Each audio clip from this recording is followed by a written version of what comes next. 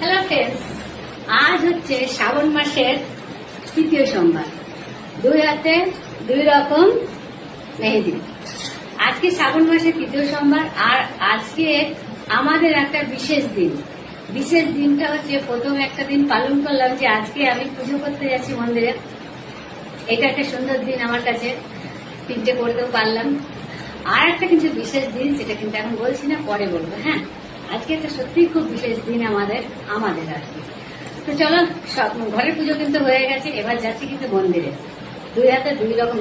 আমি দুই হাতে কখন মেহেন্দি করি, কোনো অকেশন না হলে দুই হাতে মেহেন্দি খুব কম করি। তা আজকে সত্যি হচ্ছে একটা বিশেষ দিন। পুজোর থালিটা দেখা, 1 মিনিট। রেডি?